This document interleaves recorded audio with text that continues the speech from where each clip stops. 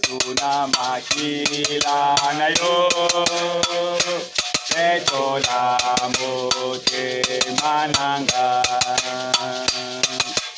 Lobelanga beli tutu Olingi potu kolanga Natamboli pamba motika Kasio byange galisusu Alana yeko kumama Namawana ekulusu Motema motema na peto Motema na peto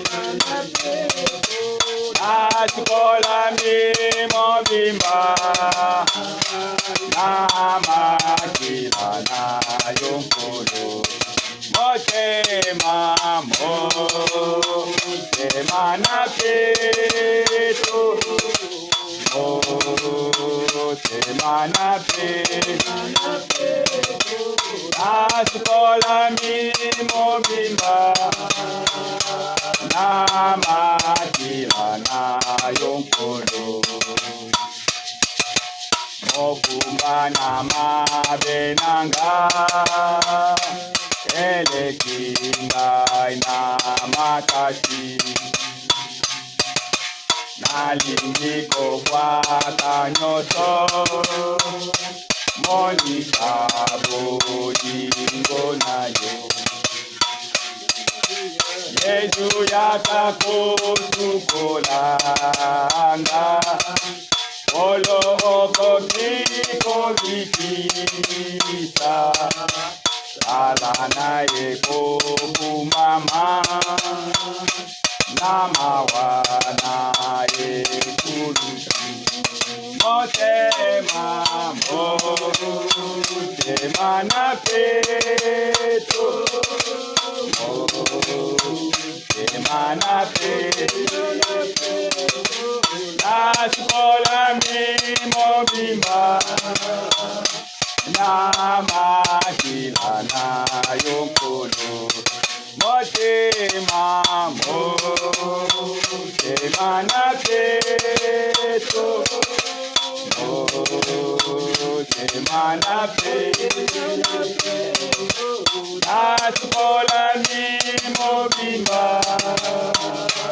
Namakila na yonkolo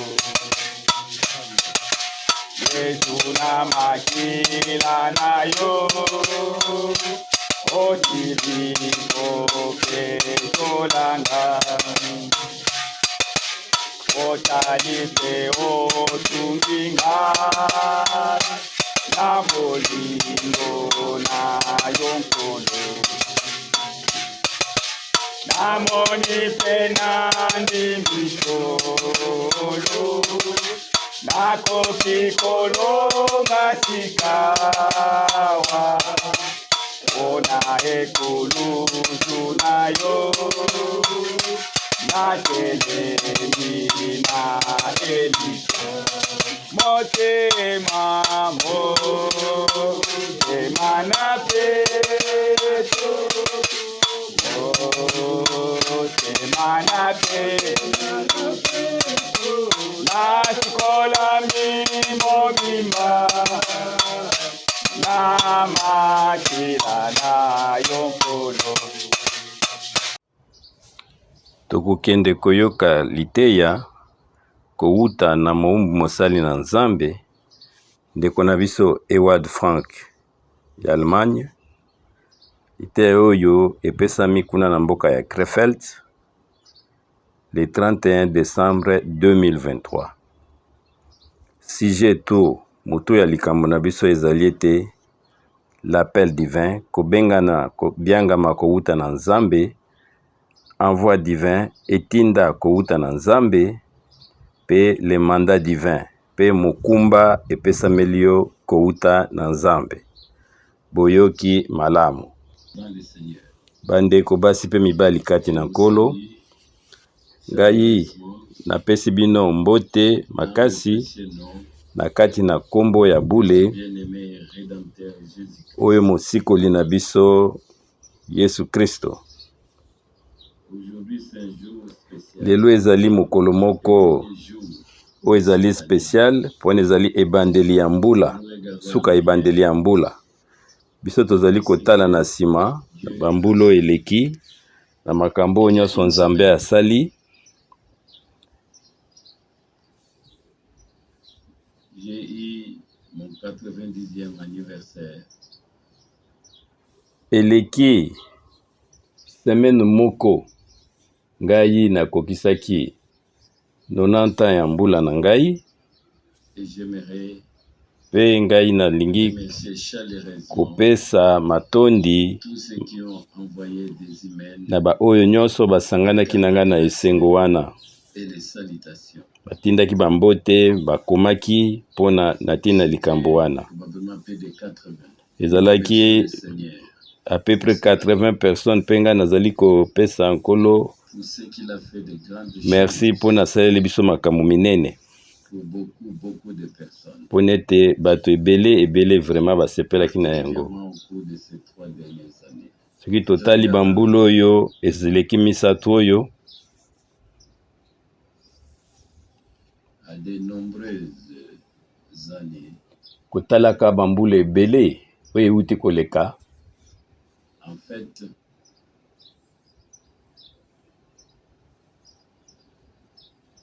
1949, Kobanda soki otali na 1949 lorsque j'ai pris part wana la ngai première fois bala liboso nakoka à une conférence internationale kokota na lisanga moko munene ya basali na Nzambe,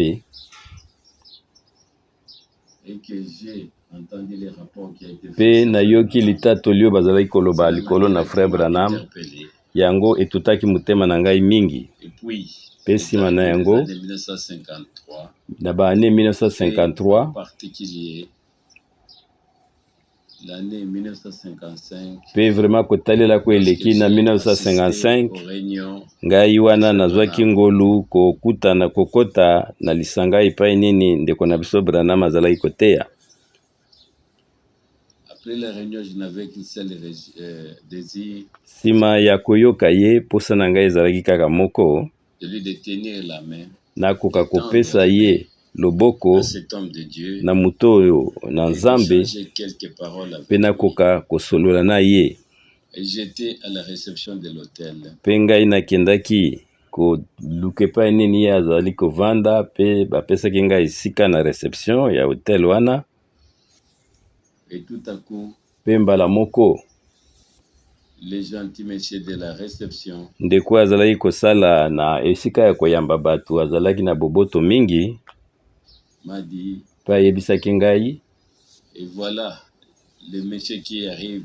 tala ete liburu kutu ya bato bazali koya bango nde batambolaka na ndeko na biso Je suis Branham. retourné Pe au ngai frère Branham, nabalaki mpona na baluki mpona na kwa qui est kotala, le prédicateur de l'évangile.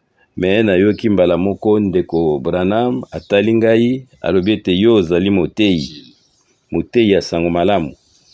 Et il a montré Pe atali lisusu na liboko mosusu kuna ya mwasi abi ete mwasi na yo azali kuna mwa musika na ba 10 metre azali na ba valise na bino, ye azali libanda.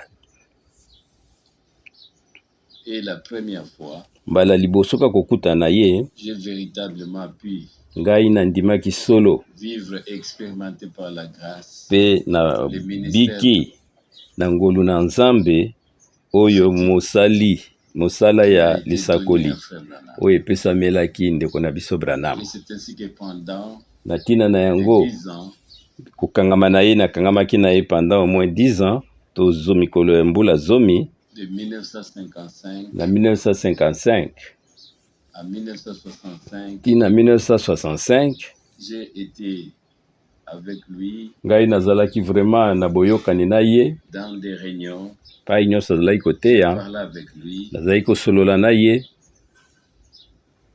et j'ai eu communion avec lui. pe towumelaki mingi na koyokana malamu. Avec lui, Azalaki kosolola na ye na makambo mususu oyo ezali mwa mituna makasi mpona iloba na Nzambe. 21 lettres de correspondance. Pe nazali na ba lettre ata 21 tokomama na ye. Sur des questions Oyo nazali kotuna ye mituna bibliques. na makambo etali Biblia. Je suis tout simplement reconnaissant à Dieu Nazali kozongisela Nzambe matondi la grâce pone tapesi ngai de ngolu rencontrer ete nakutana na muumbu mosali na ye. le prophète Nga nakutana de na notre temps, profete oyo to mosakoli oyo azalaki elaka na tango na biso. et de vivre expérimenter Pe ngai moko personnellement son nabika nakoka komona solo mosala ni Nzambe asalaki na ye.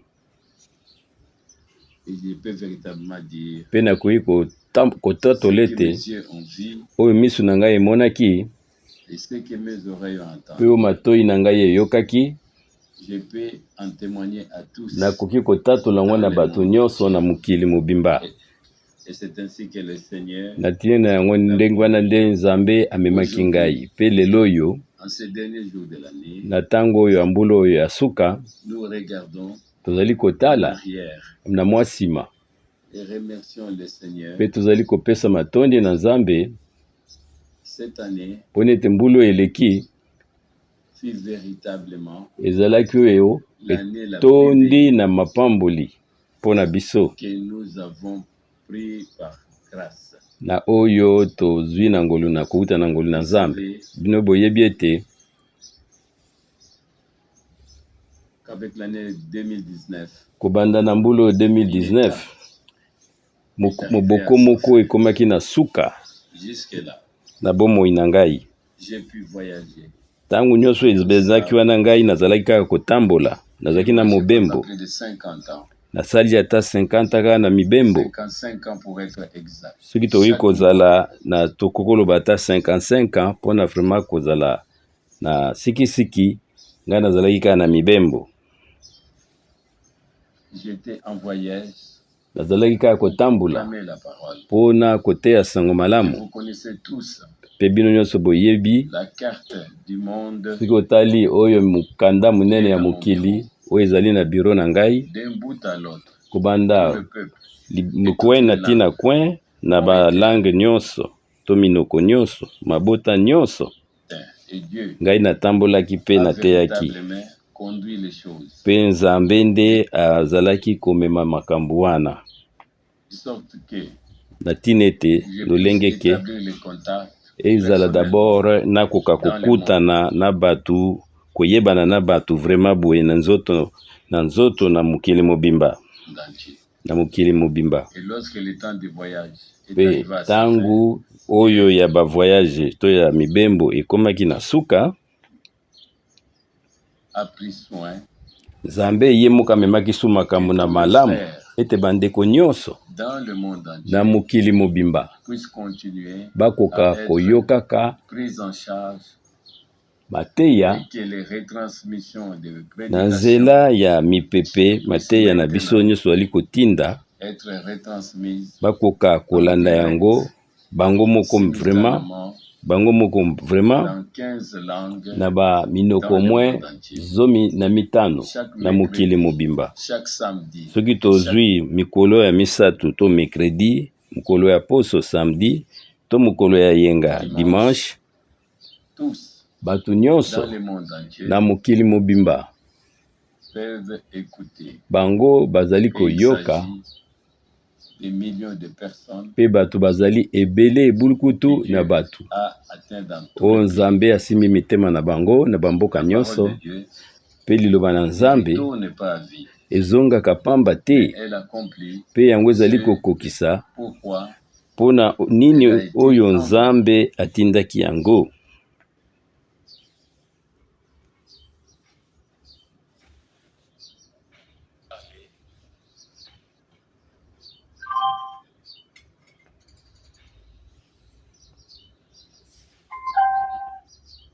divin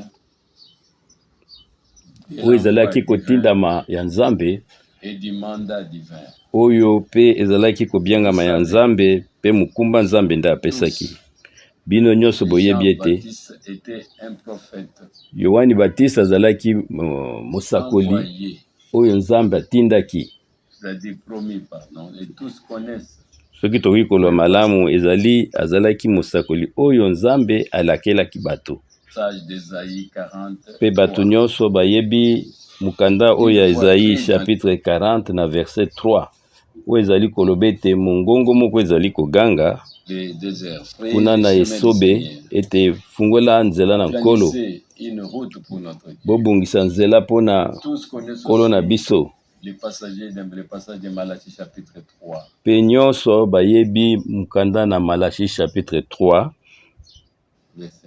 na verset ya yambo.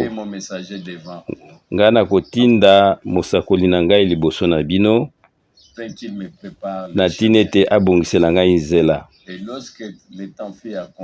Pe tangu ekomaki vraiment mpona likomi oyo ekokisama, makambo wana pe ekokisamaki. Pe tokokaki kotango na nsima pe Yohani ye asalaki kokokana vraiment na elaka oyo Nzambe apesaki.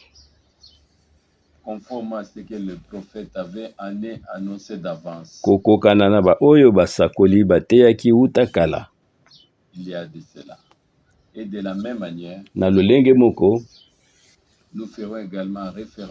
soki pe tozali kotala oyo etali ndeko na biso Branham, ye pe azalaki mosakoli oyo awuti na elaka kouta na Nzambe. Biso nyonso tokoki kotanga yango.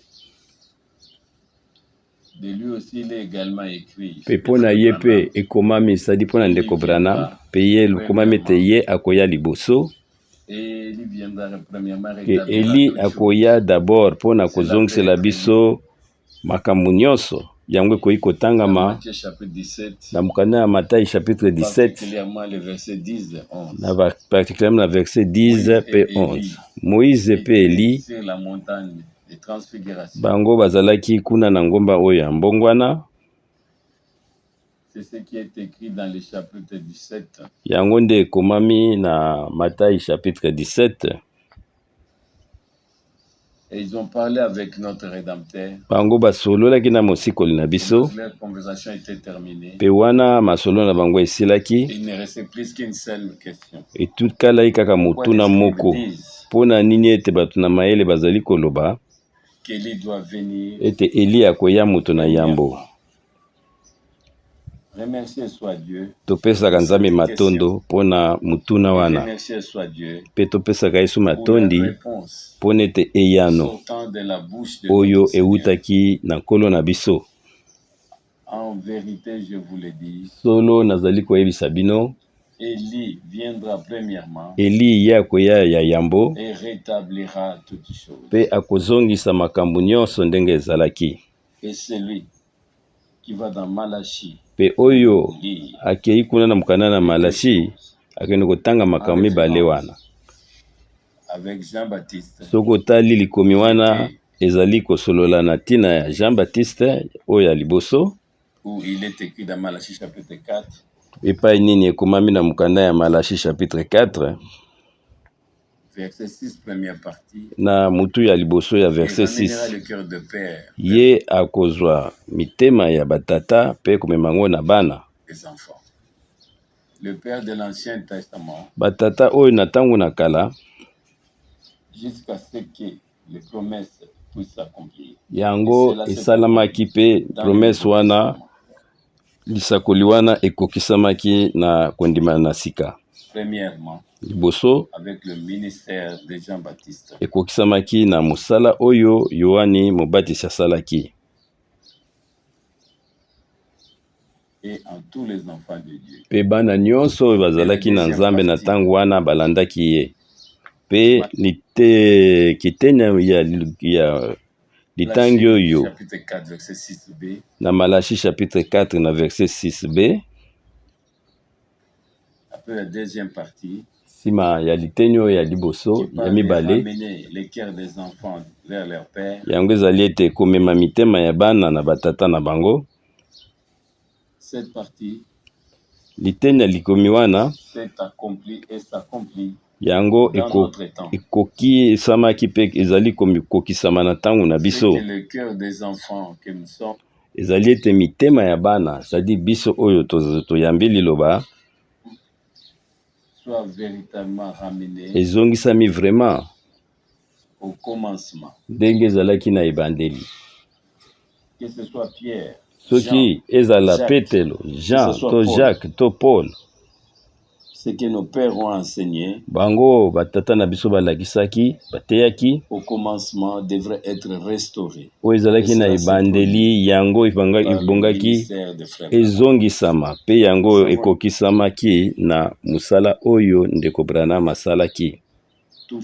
Biso toyebi nyonso ete ce qui s'est passé au cours de 2000 années na kotalaka ba mituluka mbula mibale to 2000 ans de l'histoire de l'église. soki totali makambo oyo bateya biso kala kotalaka bomoi na lingomba toyebi ete ce qui s'est passé depuis la réformation et kotala koka bandeko oyo bayaki mpona kozongisa makambo. Cependant, dans notre temps, nde na ntango na biso ce ne sont pas seulement des vérités partielles qui ont été proclamées, ezalaki kaka makambo ya mike te nde eteyamelaki biso, mais tous les conseils de Dieu kasi toli nyonso na Nzambe, tous les enseignements pe kolakisama nyonso na Biblia nyonso eteyameli biso ndenge yango eteyamaki na ebandeli na lingomba. Pe na kolamuka nyonso na mangomba ezalaki na basali na Nzambe, kati na bango ata mosakoli moko azalaki te. Soki tozwi Luther, ye azalaki mosakoli te. Wesley pe azalaki na ye mosakoli te.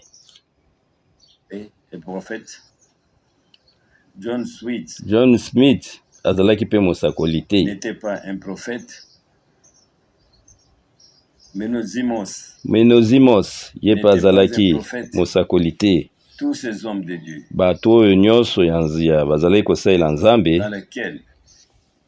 na nzela na bango, makambo ya sika ekokaki komonana. Bango bazalaki ba evangeliste, bato bazalaki bapalangani sango. Yango nde komai makambo minene na ntango na bango bamonanaki na mokili mobimba, kasi moko na bango te azalaki mosakoli. Mais il est véritablement écrit dans la parole. Pe ekomami vraiment katikati na liloba na Nzambe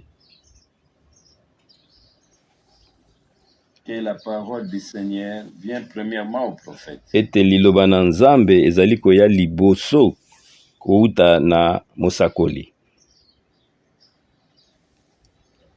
Le prophète mosakoli ye azali oyo azali komema maloba na Nzambe liboso mosakoli moko aloba likambo songolo kolo ifo alakisa ye yango na ntina na yango. Mosakoli akoki koloba ete ntango ye azali kotatola liloba yango nde elobi Nkolo.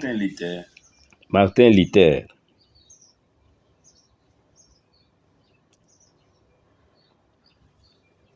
n'a pas dit une seule fois ainsi par ye alobaki ata mokolo moko te yango elobi Nkolo. Ezala John Wesley alobaki yango pe te.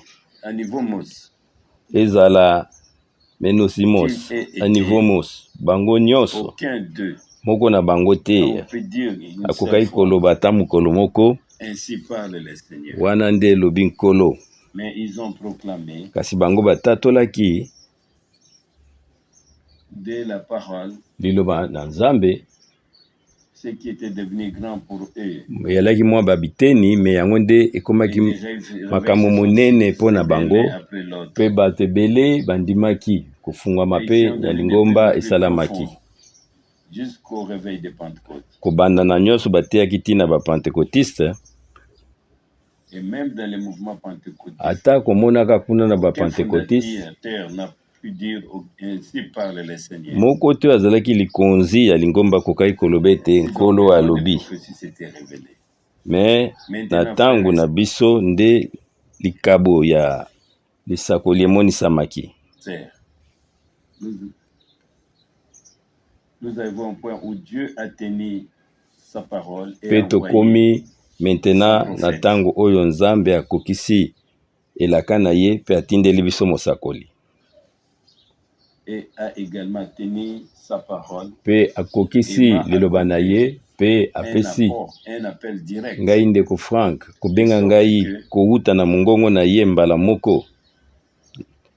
J'ai dit aller de ville en ville. Pe litinda ezalaki ete nakende na mokili na mboka mpona koteya sango malamu pe kokabola bilei ya molimo oyo ezali liloba oyo emonisami. Pe toyebi te ndeko na biso Branham ye azalaki ye alobaki azalaki na oyo nkolo alobaki na ye kouta na Nzambe. Pe biso tozali kotozongisa matondi na nkolo mpona yango mpona ete tokoki kozwa mwa esika na biso moke na ntango oyo ya ngolu na suka kati na makambo oyo. Pe sasa hivi tokomi vraiment sikisiki na suka. Pe sasa hivi tokotanga mwa makomi kouta katikati na Biblia. Pe nga nalingaki vraiment kozongisa su matondi na motema na nga mobimba mpona bandeko nyonso basi pe mibali ezala bao kuna na Suisse na Autriche pe kozongisa matondi pe baoyo nyonso bakomelaki ngai mpona anniversaire na ngai na lolenge nyonso to ekokai kosalama pe na mabota nyonso miloba nyonso tika ete Nzambe apambola bino pe toyoka biso nyonso oyo nkolo alingi kolobela biso sasa ipi.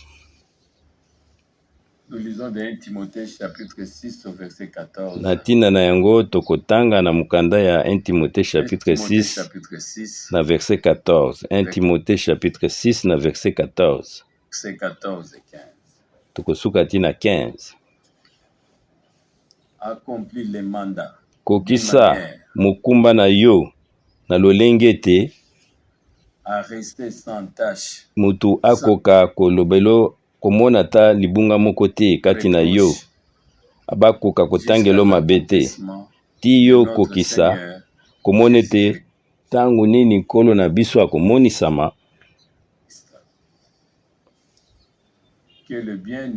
oyo azali bozwi mingi ye nde azali nkolo na biso akomonisama na ntango oyo Nzambe ayimoko mokonzi na bokonzi nkolo na nkolo afikisaki yango.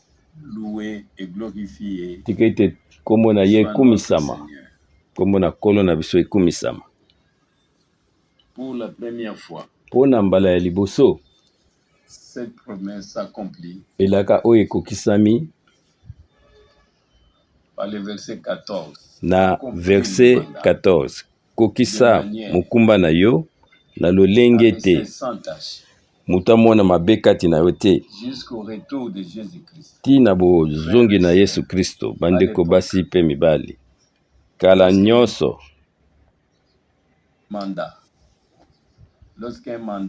tangu mokumba moko epesamaki na Petelo to na Paul to na Timote wana bozongi na Yesu Kristo yalaki musika kotalela pa mwe 2000 kasi sasa ipi biso tokomi vraiment liboso ya boyei pembeni ya boyei na Yesu Kristo pe litindia ya suka yango fo ekokisama katikati na bonzambe katikati na boyengebeni pe katikati na solo pe sasa ipi avant le retour de Jésus-Christ, liboso ya boyei na Yesu Kristu, nazali kobondela bino nyonso de lire bokoka kotanga lisusu makomi oyo. une fois encore ce passage biblique. Makomi oyo epesameli bino. Ngai nakokisi mukumba na ngai. Ngai nakokisi mukumba na ngai. Kobanda kufa ya Frère Branham ti lelo. Ngai nakumbi sango oyo na suka ya lobiko na mokili mobimba. Pe ngai nakokisi mukumba oyo na lolenge ete ata na miso na Nzambe ifoto longa. Ngai moko te kasi na ba oyo nyonso bandimi sango malamu oyo na lobiko. Nazali suko zongela verset 14. Kokisa mukumba na yo na lolenge ke. Atina yango topesa nkolo matondi. Ezali makambo ebele na bomoi na kokaki kosala. Kasi soki natali mukumba oyo pe kobenga Nzambe atindi ngai pe koyoka mongongo na ye na kokosala nyonso sikisiki lokola ngai nasali yango. Pe baye nyonso oyo bandimi liloba oyo na nzela na ngai bapambolami pe bazali kobika kobongisana na bango komilengela mpona boyei na Yesu Kristo nkolo na biso. Tukotanga lisusu na mukanda ba Roma chapitre 10 na verset 15.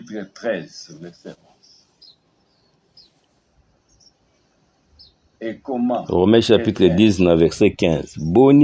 Boni mutu akoteya liloba na Nzambe soki batindi ye te. Ceci aussi tout simplement très important. Oyo pe ezali likomi moko makasi mingi. Yo okende koteya ndenge nini sango oyo sans avoir été envoyé pour cela. Soki Nzambe ye moko abengi yo te na mongongo mao na ye. Accompli. Yo koyi kosala na yo dans le royaume de Dieu. Likambo na bokonzi na Nzambe. Même Nzambe nda atindi yo te. Pe nazali koyebisa bino na bosembo nyonso. Si je n'avais pas réussi. Soki ngai na izwaki te. Ce puissant appel. Kobenga mao na mongongo makasi na Nzambe. Le 2 avril 1962. Alors wana tende na kokaki kokokisa mukumba oyo te to etinda oyo te na nde na kokaki kutu te kokokisa yango kasi kotalaka ngolu na Nzambe kolanda na ngai wana komonaka ndenge ye moko abengaki ngai na mongongo makasi pe ye moko nde atindaki ngai tinda oyo ngai nakokisi mukumba na ngai. Tokotanga lisusu na mukanda na Esaïe na chapitre 6 to motoba. Esaïe chapitre motoba na verset 8 to mwambe. Alors j'entendis la voix sima ngai na yoki mongongo ezali koloba na kotinda nani et qui sera notre messager. Pe nani akozala mopalingisi sango na biso. Pe ngai nazongisaki elongi eyano te ngai oyo tinda ngai. Biso toyebi nyonso ete makambo minene yango ekokisamaki na tango Esaïe azali kobika na se oyo. Ye azalaki mosakoli oyo azalaki makasi mingi na kondima na kala. Moko te ya basakoli oyo akokaki kotatola makambo liboso kotalaka oyo ezali histoire to malakisho ya kala ya lobiko lokola mosakoli Esaïe kobandaka na kobotamaka na mwana Nzambe ti na lolo na sika pe na mabelo na sika biso tutoyebi ete tangu ye amemamaki kuna na lola ye amonaki nkolo les chérubins et les séraphins amonaki bakilibo, amonaki entourant le bamwange Seigneur. baserafin bango bazalaki zingazinga na Et là, nkolo ensuite la question, qui Pe- enverrai-je? bayokaki motuna ete tokotinda nani. Isaïe ensuite répondit, Mpe Ezayi envoie-moi. azongisaki yango ete botinda ngai, Il tinda avait ngai. été appelé pour Mpe ye cela, ayebaki ete ye abengamaki na ntina na yango, soit le Seigneur. tika ete nkombo na nkolo na biso Yesu Kristo ekumisama. Pour chaque mandat divin, Mpona kotindama nyonso oyo on basakoli réussit. bazwaki. Jésus-Christ Yesu est le Kristo azali lolenge même moko aujourd'hui. lobi lelo mpe libela na bela. Frère Branham, Mpe ye nde abengaki mpe atindi il a ndeko na biso Branham. et envoyé Frère Franck. Mpe ye nde na mongongo na ye mei abengi mpe apesi etindia na ndeko na biso Frank. Nous poursuivons la lecture. Tokoka kotanga lisu likomi. Nous lisons de Jean chapitre 1 verset 6. Tokotanga na Yohani chapitre ya liboso na verset ya motoba Jean 1:6. Il parit un homme envoyé de Dieu. Moto moko abimaki mpe kombo na ye ezalaki Yohani. Amen. Ça aussi, Oyo mpe nous l'avons déjà mentionné. mpe biso tosi tolobaki wana moto ya likambo. Moto moko amonanaki Mais pas seulement il a paru, kaka bimaki pwasa boye il te, parit un homme envoyé de kasi Dieu. azalaki moto oyo Nzambe atindaki, yango nde ezali moto ya likambo na bokonzi na Nzambe. Il ne s'agit pas Yango ezali kaka te moto abima kaka boye c'est pour se présenter, non. to abima kaka boye kosalela Nzambe te, me ebongi ete lokola ekomami ye azalaki moto oyo Nzambe atindi na litinda kowuta na Nzambe pour la période mpona concernée. ntango wana mpe bato nyonso Qui ont écouté Dieu, oyo bayokaki ont Nzambe réussi et accepté mpe bango bandimaki sango oyo et le message. ya motindami mpe bandimaki motindami ye moko. Et on pouvait dire de lui, Mpe bakoki koloba na ntina na ye, il avait préparé au Seigneur ye ayaki kobongisa mpo na nkolo libota moko o mitema na bango ezalaki vraiment ekatami ngenga. pouvait véritablement dire, Akokaki nde koloba ete ngai nazali kobatize bino na mai mpona bolimbisa masumu, celui qui vient après, kasi après oyo moi, aza koya baptisé nsima na ngai ye akobatize bino na molimo mosantu mpe na moto. selon Luc 3 verset 16. Soki totaleli Luc chapitre 3 na verset 16, liloba wana C'est accompli le jour de la Pentecôte. yango ekokisamaki mokolo na Pentekote wana molimo ekitaki Un homme mpe mutu moko envoyé de Dieu oyo Nzambe atindaki amonanaki.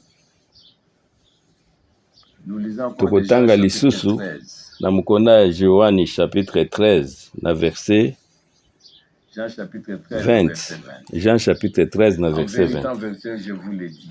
Solo nazali koyebisa bino C'est lui qui oyo nani akoyamba oyo ngai natindi, que j'aurais envoyé oyo ngai natindi reçoit. ayambi ngai, Et celui mpe oyo qui me reçoit, ayambi ngai reçoit azali koyamba celui qui m'a envoyé. oyo atindi ngai. Amen. Aujourd'hui, bien-aimés frères et sœurs, Lelo bandeko basi mpe mibali, il s'agit simplement ezali motuna ezali posa ezali boye de respecter tokoka kotosa le plan de salut, ndenge nini mwango na Nzambe ezali kosalama l'ordre divin. mpe tolanda mulongo. Et nous sommes véritablement reconnaissants Mpe biso toyali kopesa matondi na Nzambe na mitema na biso mobimba mpona ete ye moko abongisi makambo nyonso et de ce qu'il a pu dire à l'avance. mpe na oyo nyonso alobaki Si j'envoie quelqu'un, liboso. Soki ngai nakotinda motu, si j'appelle quelqu'un, soki ngai nabengi motu na mongongo na si ngai je donne un mandat à mpe quelqu'un, napesi ye etinda mpe napesi ye celui qui mokumba alors le reçoit, oyo akoyamba c'est moi ye qui le reçoit. ayambi nde ngai. Il reçoit ce que j'ai ou j'ai fait dans les temps des Ye apôtres. nde ayambi oyo nazali kosala na ntango wana Biso tozali kobika na tango ya lobi te, tozali kobika na tango na lelo. Pe lelo yo Nzambe azali komema libota na ye katikati na liloba. Seulement parler ou prêcher de la rédemption, ezali kaka te kote ya tina na lisiko, mais vivre et expérimenter me le kobika plein salut, pe oyo nyonso la pleine rédemption. lobiko na biso na nzoto na molimo pe na elimu. Le précieux et le saint sang dans lequel où est accompli le pardon. Na nzela ya makilo na bule, na nzela na nini biso tozwi kolimbisama, Et où est aspergée la grâce et le salut. Pe na nzela na yango Nzambe asopingolu na ye pe lobiko. Et tout expérimenté par grâce. Nyonso tuko kobika ngo na nzela na ngolu na ye. Ezali nde makila ya koyokana. Yango nde esopana na tina na biso. Pe biso libota oyo na boyokana na sima. Yango nde yaki kosomba biso. Et de nous libérer. Pe yaki kokangola biso na nyonso. De sorte que na tina ete accompli. Tokoka kokokisama. En tant que le peuple de l'alliance. Wana tanke ba libota na koyokana na ya sika. Lokola lingomba na Yesu Kristo. Et jusqu'à atteindre l'épouse. Tito koka kokoma na kozala mwasi na libala. Kolo akumisama. Aujourd'hui, la parole du Saint-Esprit s'adresse à nous. Lelo liloba na molimo mosantu ezali ko loba na tina na biso, liloba oya tatoli yango na tango na biso. Que ce soit dans l'Ancien ou le Nouveau Testament. Ezala na Ancien to Nouveau Testament. Mais en particulier la parole. Nde kotalaka na mutu ya likambo ezali nde liloba. Liloba oyo ezali ko te ya mapona tango na biso. Parce qu'il a prononcé par le Saint-Esprit. Po yenda lobaki na nzela ya molimo santo. Alléluia.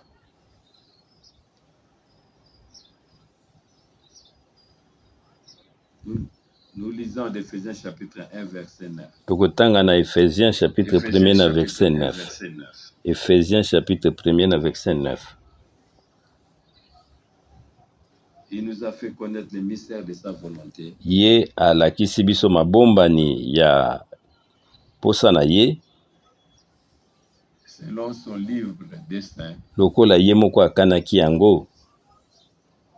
Qu'il s'est décidé d'accomplir. Oya asalaki asengaki ete ye moko ete koka kokokisama. Cela nous pouvons dire encore une fois amen. Na tina na yango biso tokoloba lisusu amen. Ye amonisi mabombani. Son plan du salut. Mwango na ye nyonso. Ses promesses. Bilaka na ye. Et il nous a véritablement tout révélé. Pe ye afungoli biso liloba nyonso. Tozali su kobika na tango te makambo oyo ndambo ya mikende emonisamaki te. Sasa epe tozali kobika na tango oyo Biblia ya mobimba efungwameli biso. Toli nyonso na Nzambe. De l'ensemble des conseils de Dieu. Ko talaka Biblia ya mobimba na bilaka na yango. Avec tous ceux qui en font partie. Pe oyo nyonso ezali komonisama. Pe ezali kokokisama na tango na biso. Pe biso Nzambe akotisi biso pe biso tomikitisi. Il n'y a qu'un seul Dieu. Koyebete ezali kaka Nzambe moko oyo amonisami na tango na biso lokola tata na likolo kati na mwana na ye oyo abotami na se oyo pe na biso katikati na lingomba na nzela molimo na ye pe biso tososoli ete banzambe bazalaka misato te to banzambe ya makasi misato to oyo misato baza bisika nyonso bo teyami ya basi eyami te ya mate ya nzambe misato ezali te kati na Bible. Koteya te banzambe bazali misato ezali te katikati na Bible. Yango pe ezali lolenge moko mpona libatisi. Wana pe lisusu bato oyo nyonso batatolaki Bible en tant que des personnes de la Trinité, wana bango bazalaki traduire exactement. Bango bazali kondima banzambe misatu, bango batatolaki Biblia ndenge ekoki te. Soki tozwi par exemple na Matthieu chapitre 28 likomi oyo na ebandeli elobi ete bopesa bango libatisi kati na kombo. Baptisez-les dans mon nom. Bobatize bango kati na kombo. Pe bato mosusu batraduire boye na ntango na kala bobatize bango na kati na kombo. Na kati na kombo oyo Nzambe amemonisi atanke tata kuna na likolo na mwana wana se pe na nzela Molimo Santo. Ezali ntango nyonso ezali komona na tina na koloba na tina na kombo. Soko tangi yango ata na Biblia ya Allemand bango balobi ete batize bango na kombo na tata. Tata ezali kombo te. Tata ezali kombo te. Mwana ezali kombo te. Molimo Santo ezali kombo te. Yango ezaba nini? Yeza nde toluka kombo. Kombo oyo boyokani na tango na sika. Kombo oyo ezali likolo na bakombo nyonso pe na nzela na yango biso fo tozwa libatisi. Tango tozali kotanga na kati na Biblia na biso ndenge yango ekomami kouta na ebandeli wana bakomi oyo ya kala bandi kobakisa. C'est ainsi que Pierre a baptisé. Mais c'est ainsi que Paul a baptisé. C'est ainsi que les apôtres ont baptisé. Ezala Petelo, ezala Paul, ezala Bantoma, bango babatise kaka ndenge likomi elobaki na tango na ebandeli. Jusque dans l'an 320. Kubanda tina l'an 320 liboso na Yesu Kristo, sima na Yesu Kristo. Bango babatizaki ndengo wana. Martin abatizaki ndengo wana. Kotalaka 300 ans après Jésus-Christ, bango babatizaki ndenge ezalaki na ebandeli. Dans des manières bibliques. Kotalaka ndenge Biblia eteyaki na ebandeli na kombo na kolo na biso Yesu Kristo. Et ce n'est que kaka nde sima quand l'évasion de la Trinité a été ajoutée. Tango bato baye kosala makambo na bango ya lukuta ya banzambe misatu. C'est pourquoi il faut le dire à tous. Natina yango foto bana bato nyonso oyo nanu azwi libatisi na kombo na kolo na biso Yesu Kristo te ye vraiment kima na lombangu akende kozwa libatisi na ye. Tozali koloba lisusu na mukanda ya ba Ebelo chapitre 4 na verset 1 ponete elaka ya kokota na kimia na ye nanu ekokisami te boya vraiment na kobanga nyonso ponete moko na biso te akoka kozanga atala moto atikala. À ceci aussi nous disons deux fois pe na yango toza koloba sumbala mibale amen amen. Na tinete moko na biso te oyo bazali kondima sango oyo na suka euti na Nzambe oyo baza kondima mukumba oyo Nzambe apesi Frère Branham pe bazali kondima pe depuis kufa na Frère Branham wana yazungaki na ndako mukumba oyo na kouta na Nzambe yango ekokisami na tango na biso. Moko na bango moko na biso atikala sima te kasi na biso nyonso bandeko basi pe mibali biso tozondima Paul, Pierre te, Frank te, Branham te kasi biso tondimeli liloba na bule oyo ya Nzambe. Pe tokomona sasa ipi ce qui est encore mentionné de manière particulière. O nyonso ekomami na kati ya makomi. Soki totangi lisusu na mukana ya Matayi chapitre 24 na verset 7 pe 8. Matthieu 24 kubanda na verset 7 pe 8. Verset 7. Na verset 7. Car une nation se lèvera auprès de notre. Bokonzi moko etelemela ba mususu. Et une royaume contre un autre. Bokula ka mususu ekotelemela mukolo mususu bukula ka mususu nzale kozala pe mabele koningana. Bisika nyonso. Verset 8. Na verset 8. Mais tout cela, wana nyonso oyo n'est que le commencement ezali kaka ebandeli ya pasi, de douleur. ebandeli ya pasi. Oui, Wana ezali chers iyo frères et sœurs, ndeko basi mpe mibali, nous savons tous ce que le Seigneur toyebi a prévu. nyonso makambo oyo Nzambe nde alobaki yango deja, Des guerres, des ezala tremblements de terre. batremblement de terre, bitumba nyonso wana banzala, ezali kaka ebandeli, ebandeli.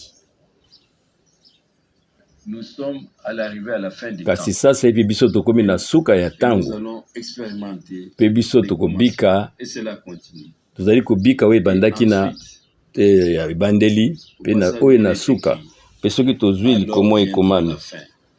alors suka ekokoma. Ainsi, il y a aussi un commencement. Ndenge ezalaki na ebandeli, Il y a aussi une fin. suka mpe fo ezala. Pourquoi? Na ntina na yango Nous allons encore lire des passages tokotanga su makomi mibale qui en font partie. oyo ezali kosolola biso na ntina na yango. Nous lisons de Luc 21. Soki tozwi na mokanda ya Luka chapitre 21 na verset 28, Luc 21, Luc 21 verset 28. na verset 28. Lorsque ces choses Tango makambo wana seront ekobanda à se produire, ekomonisama, botombola mitu na bino, levez vos têtes, botombola car mitu na votre bino, rédemption mpona lisiko na bino ekomi pembeni. Encore une fois, nous devons dire Amen. Mpe tozali Car koloba notre Seigneur lisusu a dit, iyo mpona nkolo na biso alobaki ete, apprenez une comparaison faite avec les figés. mpe ye azwaki Quand il lisusu devient mûr, comparaison mosusu atalaki nzete oyo na mufigya, mpe alobi ete ntango okomona bakasa na yango ebandi kozonga kobota, et déjà dans l'Ancien Testament, mpe deja kotalaka Israël koutaka qualifié de figuier. na Ancien Testament to koyoka na oyo ya kala, libota na Israel Nzambe alakisaki bango lokola nzete oyo na mufigya.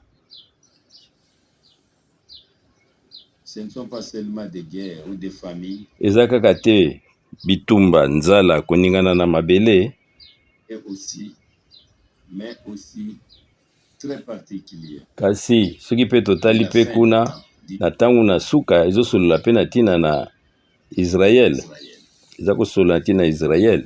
Ainsi, Na ntina na le yango commencement des douleurs, ebandeli oyo na pasi et cela continue encore et encore. ezali mpe komonisama lisusu kuna meme na kuna na mboka na Israel.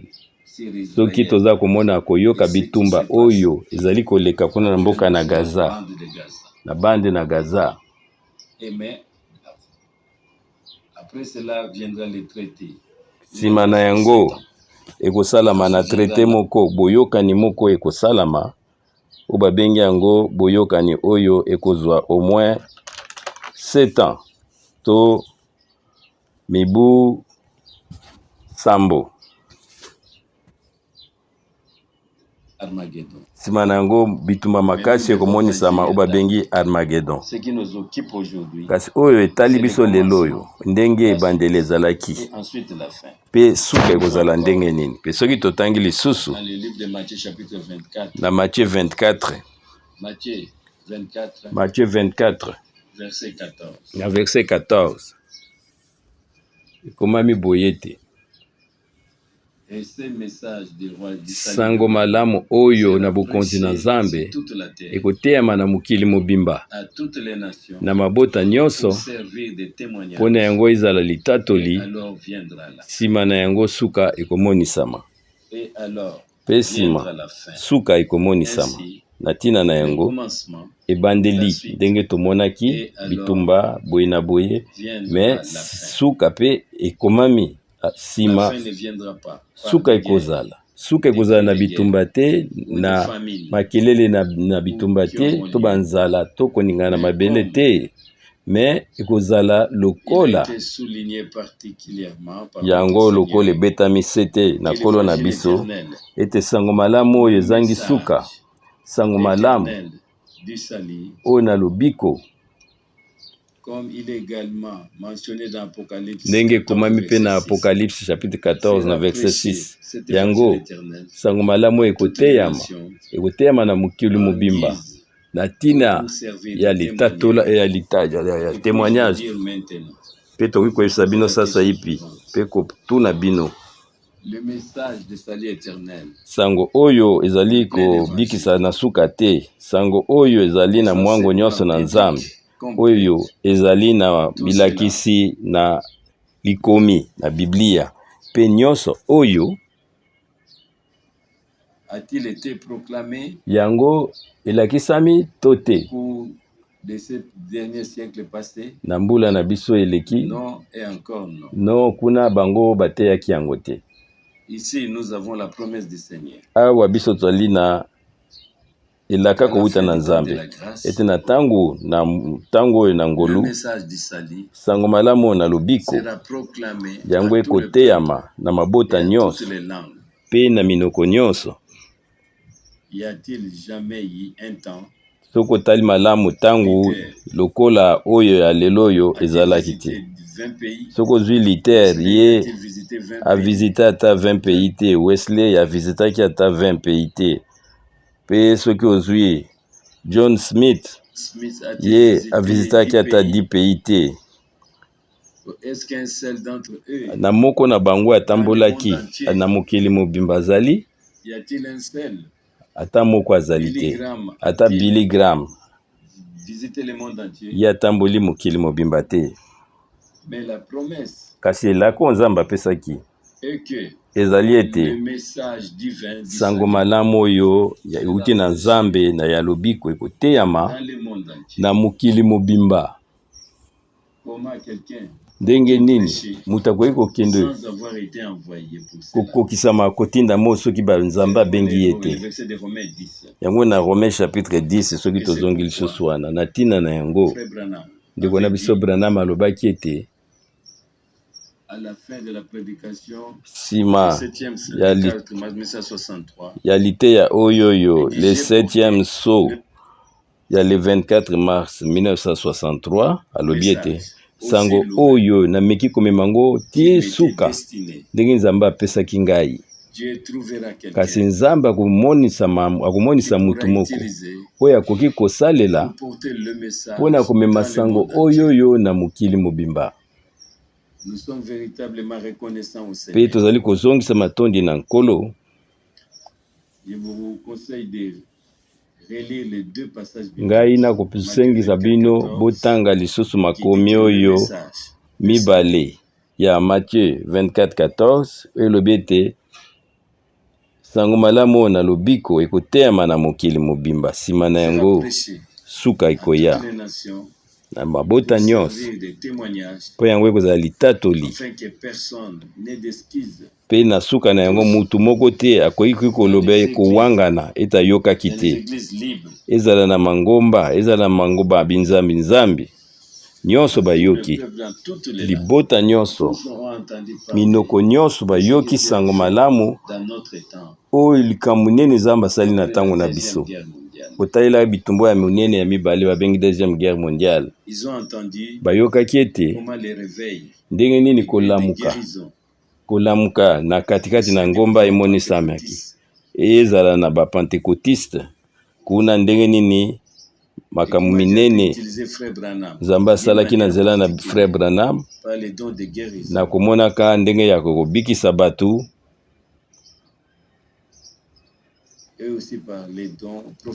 pe na nzela ya lisakoli. Bandeko basi pe mibali, soki totangi na Apocalypse, moto na Nzambe azali komona mpongo, azali kopumbwa na mokili mobimba. Pe sima nango kombo oyo suka te ezalaki. Apocalypse 14 chapitre 6 ezali kaka sango ya lobiko te, kasi sango ya lobiko ya seko oyo ezalaki na ebandeli, oyo ezali na ebandeli ya 2000 wana mate ya lukute monanaki nano te. Na ebandeli ezalaki nde liloba na lilakisi nyonso ezalaki likomi na Nzambe. Yango nde ezalaki sango malamu ezali na kobikisa ya seko eteyami na tango na biso na mabota nyonso na minoko nyonso Mpe Nkolo alobaki ete selon Matthieu 24:14 nsima na nyonso suka ekoya. Ndeko ba mwasi mpe mibali nayebisi bino na kombo na Nkolo na biso Yesu Kristo tokomi vraiment na suka na ntango na suka. Sasa ipi oyo nyonso bayoki sango malamu bamipesa vraiment na Nzambe na bomoi na bango. Totanga makomi sasa ipi oyo nyonso bayoki sango malamu babongisa bomoi na bango, bakoka komibongisa na bomoi na bango mei na ba mariage na bango na ba famille na bango na tini te biso nyonso tokozala bato oyo bamonisami malamu na miso na Nzambe lokola Enoch oyo yazwaki litatoli ete ye azalaki malamu na miso na Nzambe. Bandeko basi pe mibali, soki totangi mokanda na Ephésiens chapitre 4,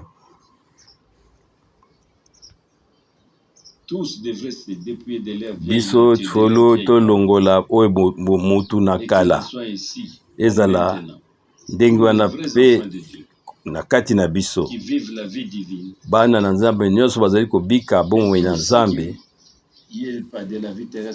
oyo nyonso ezali ya mokili ebima kati na biso ndenge ekomami na mokanda na Galate chapitre 5 bazali kolakisa biso nyonso oyo efo ebima na kati na bomoi na biso mpe tokoka kolata nsima kolongola biso moto na kala tokoka kolata moto na sika nsima ya kosukola na mai oyo ya liloba mpe nsima na biso kosukola na mai na liloba tolongola ba oyo malakisi nyonso ya kala mpe biso tobulisama na nzela ya liloba lokola elobi elobi ete bulisa bango na liloba na yo mpo na liloba na yo ezali solo. Jean 17:17. Na ntina na yango eza makambo mibale oyo ezali makasi. Liboso ezali ebilaka mpe kokokisa na yango kati na lingomba, mpe mosusu ezali basakoli oyo Nzambe alobaki mpe ezali kokokisa na mokili mobimba, ezala bitumba banzala mpe maso oyo Nkolo alobaki na liboso yango emonisama to pema moke na esika oyo ebandeli ya pasi ezali mpe nsima na yango suka ezali mpe ensuite suka ekozala.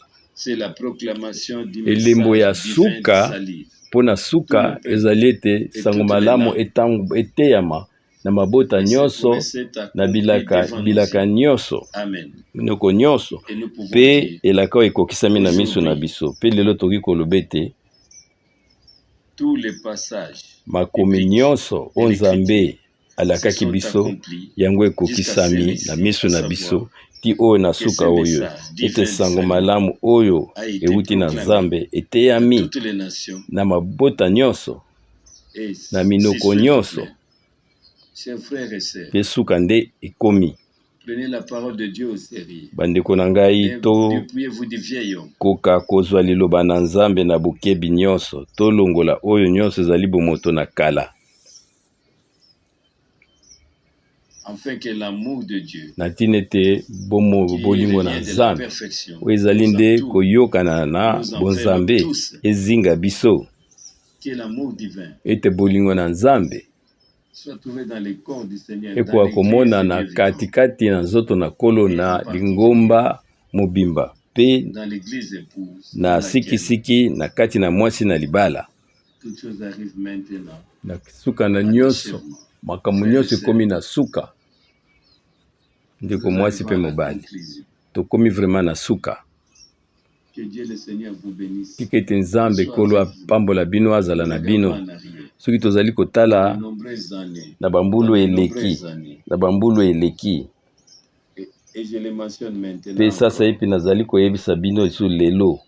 Le 24 décembre. Na le 24 décembre 1965.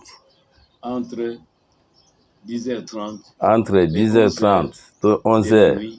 C'est-à-dire 22h30 et 23h. 23h ici en Europe. Kuna na ngai biso wana poto. Le Seigneur a repris Frère Branham à la maison. Wana Frère Branham auta iko kufa. Et je l'ai vu monter. Ngai na moni ye azali komata na mapata.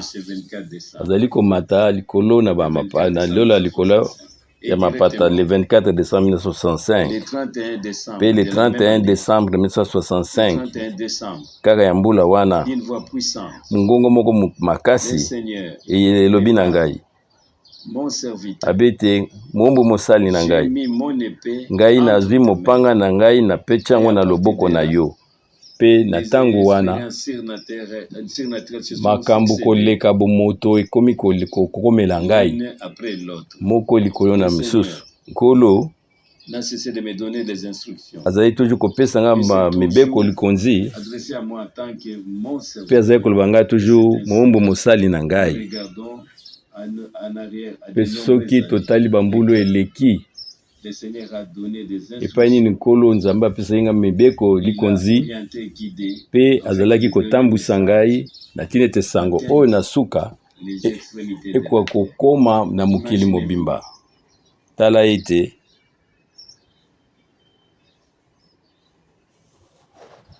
que j'avais été déjà pris ngai nalingaki nakufaki kutu na 1976 wana ngai nabongisaki voyage na nga mpo na Inde. Si le Seigneur soki nkolo soki ayebisaki ngai te na mongongo makasi mombu mosali na ngai, mombu mosali na ngai yo kokende lisusu na voyage wana te na mobembo wana te na Inde. Penga na kotaki na biro na ngai pe nayoki mongongo wana euti kowuta na fenêtre mombu mosali na ngai anile mobembo wana kokende lisusu te. Pe ngai nabimaki na mutuka na ngai nake na zamba pe nabandi kolela nabondeli mingi nabi nkolo kuna deja mayangani ebongisami bato basi baluwe basali na ville mobimba ifo nakende. Nazali na billet mpo na avion na ngai pe bato bazali kozela ifo ngai nakende nakokisa voyage oyo. Pe ntango nazongi na biro na ngai ezalaki apepe na ba 11h15 na ntongo wana. Pe nazali koyebisa bino nayoki lisusu ngongo makasi nzambe ayebisi ngai wana nga nauti kokota na biro na mongongo moko vraiment makasi mombo mosali na ngai kokende na mobembo wana te na Inde. Pe bino nyonso boyilandaki yango na bajournaux na bato bazali kokoma pe na baaktualité bato kokopesa sango. Vol 171 onga nayi kozwa kouta Bombe na Dakar ezwi moto pe yango ezikaki.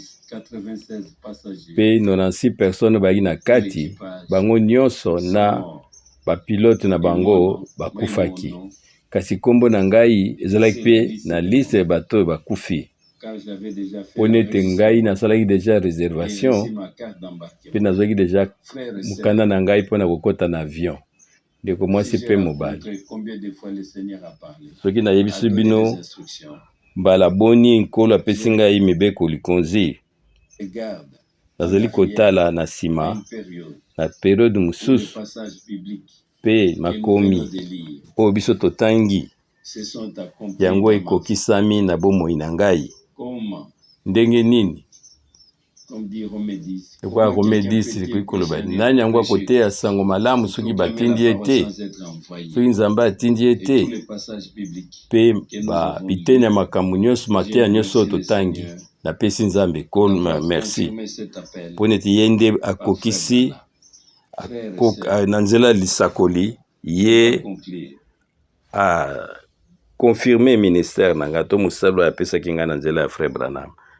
bandeko basi pe mibali nalingi kosukisa boye ete Que le Seigneur bénisse tika ete la nkolo fin de cette année. apambola Que suka ya nous mbula prenons oyo avec reconnaissance. pe touti Que Dieu kosilisa bénisse na l'année. kopesaka nzambe matondi pe mbulu ezali koya nzamba ezala su ya mapamboli mbulu ezali koya Permettez-moi de faire cette remarque. pe nazali koyebisa bino lisusu ete Le retour de Christ aura lieu bozongi na Yesu Kristo ekozala au moment na ntango oyo ye moko ayebi les connaît les mutu jours. moko ayebi mokolo te Et vous savez, pe boyebi lisusu ete nous avons un cœur biso dans toyali lequel il est dit, na nzembo moko toyembaka c'est pour être la ntango dernière mosusu fois, c'est tokomi pour na être suka la ntango dernière mosusu fois. tokomi na suka Et il y a environ une semaine, pe wana j'étais assis dans mon bureau. semaine moko elekaki ngai navandaki na biro na ngai to poso moko nabandi koyemba nzembo wana